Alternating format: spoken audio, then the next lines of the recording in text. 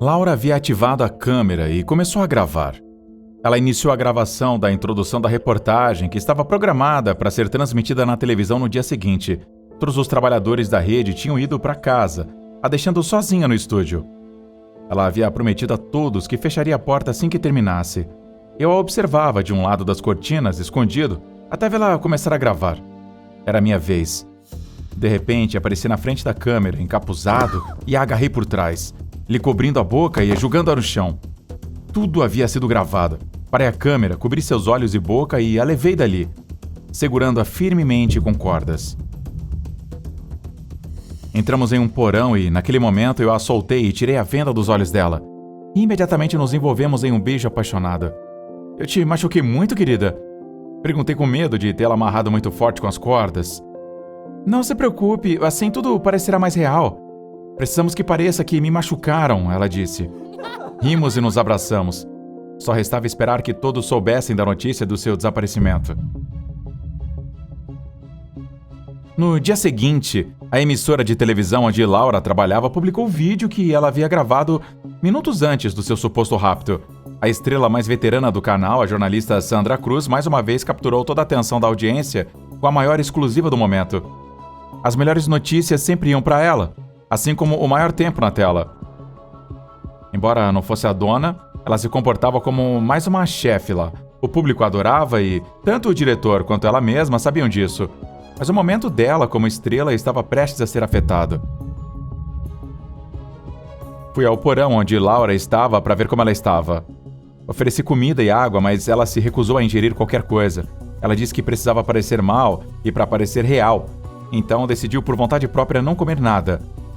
Não gostei daquilo. Era a verdade que dessa forma era mais fácil que as evidências fossem realistas. Mas não gostei da ideia de que ela pudesse ficar doente por ir tão longe com isso. Ela me perguntou como estava sua notícia na mídia, e eu disse que todos os canais estavam falando dela. Seus olhos brilharam de uma maneira especial. Ela transbordava de alegria. O plano estava se desenrolando como tínhamos planejado. Um dia depois, a notícia do desaparecimento de Laura estava se espalhando pelo mundo. Mais um vídeo começava a ofuscar isso. E mais uma vez a protagonista era ela, Sandra Cruz, a jornalista número 1. Em uma das transmissões em que ela informava os espectadores sobre o progresso da investigação da sua colega, ela parecia visualmente muito afetada, incapaz de conter as lágrimas ao mencionar o nome de Laura. Novamente, sem ser a vítima, sua aparição era o destaque do dia. Todas as redes sociais falavam sobre seu vídeo emocionante, com palavras de encorajamento para a jornalista triste. Claro, Laura tinha que saber disso, e naquela tarde voltei ao porão para vê-la. Ela tinha os olhos cobertos e eu tinha deixado algumas cordas amarrando seus pulsos. Ela insistiu muito que tínhamos que fazer assim, para continuar somando provas de como ela havia sofrido. Quando contei sobre o vídeo de Sandra, ela ficou muito chateada. Então ela decidiu que era hora de passar para a próxima parte do plano, e foi isso que fizemos. A coloquei no porta-malas do carro e depois a deixei com as mãos amarradas e os olhos vendados em uma estrada secundária tranquila. Poucos carros passavam por ali, não havia câmeras, nem testemunhas. Nos abraçamos profundamente e a deixei sozinha naquele lugar. Eu tinha que ir embora, pois não poderia ser associado a ela. Meia hora depois, um caminhão passou por aquela estrada e a encontrou perdida e desorientada. O motorista se aproximou dela e rapidamente chamou a polícia. A repórter sequestrada havia aparecido e estava viva. Laura sabia muito bem como deveria jogar suas cartas. Então, do próprio quarto do hospital, ligou para o seu chefe, o diretor da rede, e disse que estava a salvo. Assim que a notícia fosse divulgada, todos os repórteres esperariam do lado de fora do hospital para ter, então, a tão esperada exclusiva. Aquilo era um grande acontecimento, e quem conseguisse as primeiras imagens teria o maior número de visualizações. Por isso, seu chefe agradeceu pela discrição para terem a primícia, e agradecendo pelo profissionalismo como jornalista da empresa. Minutos depois, Sandra Cruz apareceu em seu quarto de hospital com Mike, o cinegrafista. Entre elas existia uma rivalidade. Laura não ficou feliz em vê-la e Sandra também não disfarçou a sua pouca alegria por sua aparição. Assim que Mike fez a contagem regressiva para entrar ao vivo, as duas mudaram drasticamente sua expressão. Sandra parecia extremamente magoada e emocionada pelo reencontro com sua colega, mas naquele momento a câmera estava com Laura. O que as pessoas queriam era vê-la, ouvi-la, saber que misérias ela havia sofrido. O momento estelar das duas repórteres durou pouco, pois de repente a polícia entrou no quarto e obrigou todos os trabalhadores da televisão a saírem dali. Eles deveriam ter gravado nada, a polícia deveria ser a primeira a falar com a vítima, mas eles já tinham uma super exclusiva para o canal. Bem, depois de contar tudo isso para vocês, acho que é hora de explicar quem sou eu e por que eu fiz isso com a Laura. Bem, ela foi minha aluna de jornalismo. Sou professor na universidade e lembro que ela foi a aluna mais brilhante que passou pela minha classe. Ela tinha vocação, principalmente gostava de estar na frente da câmera, adorava atrair os olhares de todos. Sou casado, mas é verdade que meu casamento não está passando pelo seu melhor momento. Talvez essa tenha sido a causa de Laura e eu passarmos gradualmente de uma relação meramente profissional entre professor e aluna para uma relação sentimental. Eu estava errado, eu sei. Vocês podem me julgar por isso. Mas sentia que tínhamos muito em comum. E além de uma simples atração, ambos compartilhamos essa ambição de atrair manchetes, de sermos os melhores em nossa profissão. Adorava ouvi-la falar com tanta paixão pelo seu trabalho e assim começamos um relacionamento em segredo. Depois de terminar seus estudos universitários, ela conseguiu emprego na televisão regional como repórter. Ela estava radiante, tanta gente a olhando, acompanhando suas reportagens e entrevistas. No entanto, logo ela achou pouco, pois não conseguia competir com a superestrela do canal, a Sandra Cruz. Eu disse a ela para não se preocupar com isso. Sandra estava há muitos anos no ar. Era normal que tivesse o carinho dos espectadores e chefes, mas seu trabalho também era incrível, também a adoravam. Mas não. Para ela, aquilo tinha que mudar. E foi assim que ela elaborou um plano. Fingir seu próprio sequestro, para que quando a libertassem, todos os olhares se voltassem para ela. Primeiro como vítima, é claro. E depois, como a repórter que, apesar das adversidades do que havia sofrido, continuava no ar, oferecendo às pessoas as melhores notícias. Ela estava certa de que o chefe começaria a dar as exclusivas para ela. Todos iriam querer vê-la depois de sua desgraça. Bem, como eu estava contando, o plano saiu exatamente como planejado. Um par de dias depois de estar no hospital e da exclusiva de sua aparição, todos os meios de comunicação a esperavam na porta principal para entrevistá-la. Ela fingiu estar sobrecarregada com tanta atenção. Honestamente, não sei o que dizer. Hoje é a minha vez de ser sua notícia, queridos colegas de profissão. Espero não ter que me ver nessas circunstâncias, mas se posso tirar algo de bom de todo o terror que vivi é que vi que muitas pessoas do outro lado da tela me mostraram seu carinho. Me sinto muito afortunada por estar viva. Depois caminhou chorando até seu carro, enquanto centenas de flashes a perseguiam.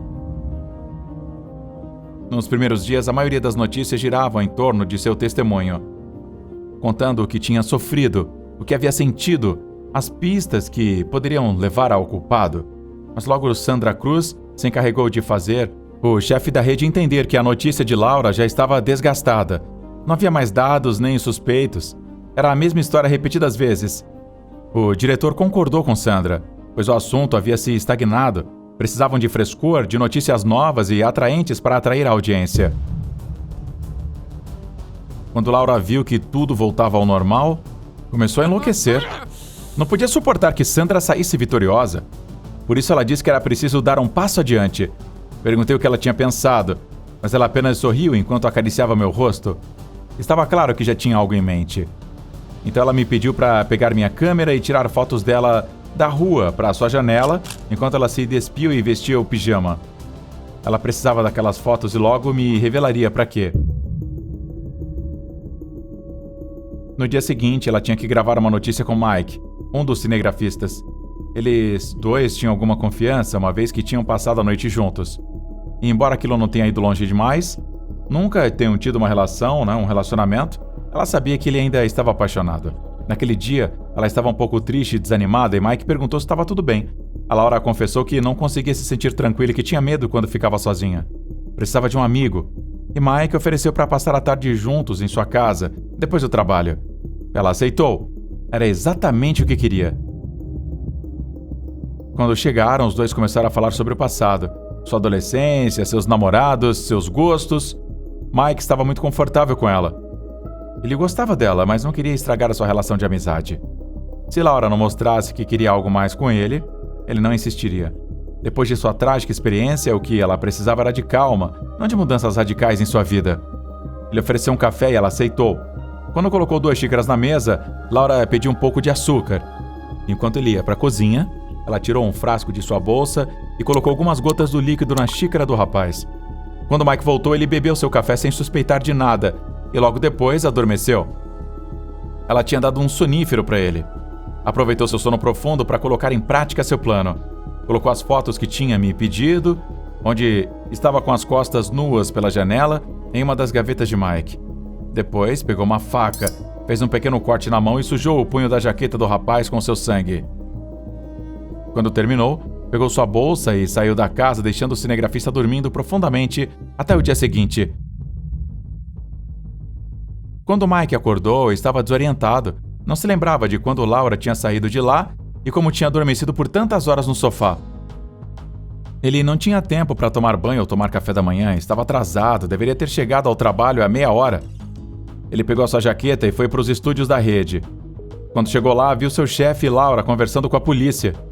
Ele se aproximou para saber o que tinha acontecido, mas naquele momento um dos agentes se aproximou dele, lhe colocou algemas e comunicou que estava detido pelo sequestro de sua colega Laura.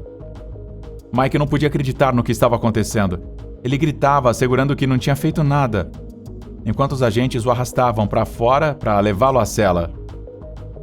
O diretor da rede abraçou Laura e disse que ela poderia ir para casa e tirar o dia de folga se precisasse. Mas ela assegurou que tudo o que queria era dar exclusiva ao mundo sobre quem a havia sequestrado. Ela precisava fazer isso e seu chefe, é claro, não se opôs. Novamente, ela voltava a ser o centro de todos os holofotes. A jovem repórter que descobre que seu agressor era um colega de trabalho. Ela contou que ele a tinha levado para casa e que insistiu muito em querer estar sempre com ela. No início parecia normal para ela, até que várias pistas a fizeram relacionar que poderia ser ele, já que tinha recebido notas secretas com uma letra como a dele. Então, em determinado momento, encontrou em seu quarto algumas fotos dela nua, espiando-a pela janela da rua.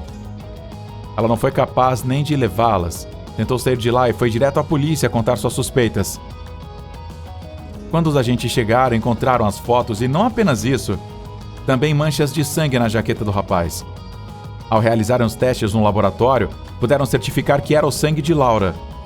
Tudo se encaixava e aquele rapaz iria para a prisão por muitos anos por um crime que nunca cometeu. Mas para ela, o importante era que tinha derrubado Sandra na tela. As pessoas queriam conhecer sua história. Quando descobri tudo o que ela tinha feito, eu fiquei furioso. Eu não queria ser cúmplice de algo assim.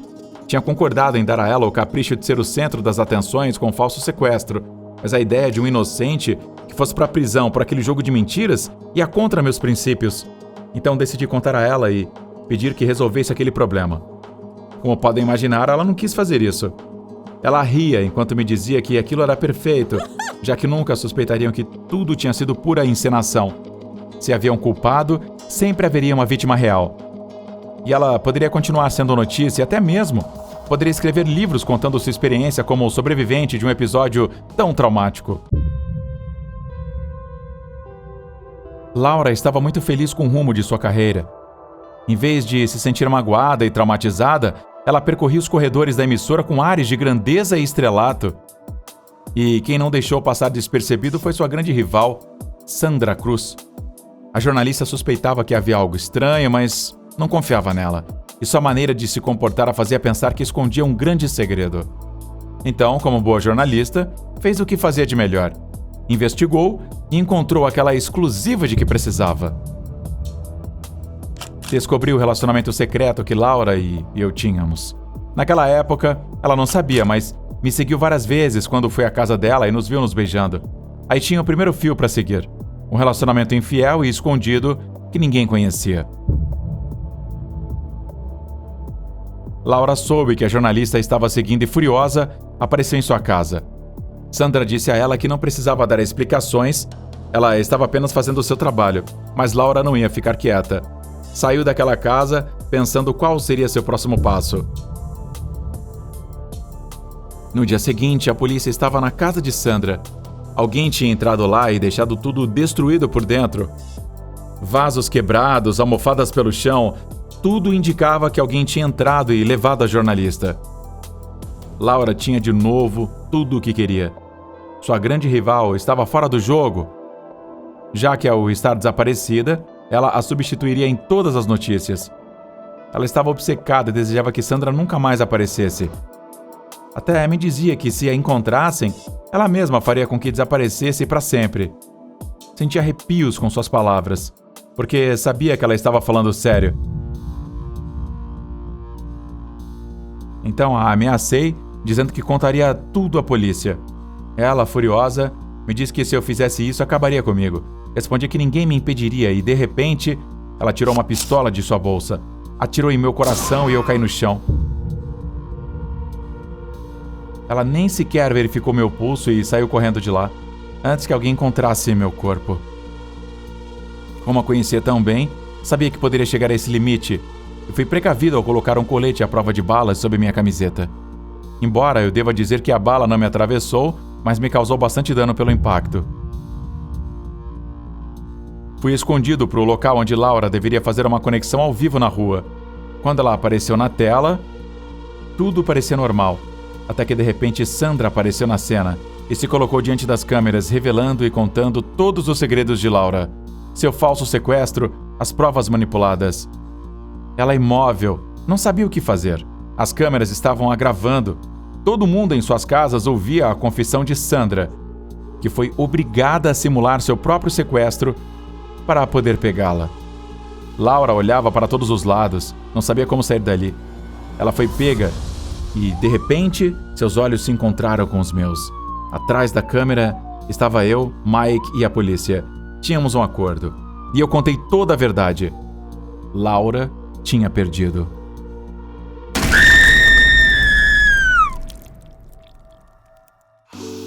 Não se esqueça de se inscrever e deixar seu like se você curtiu. Até o próximo vídeo!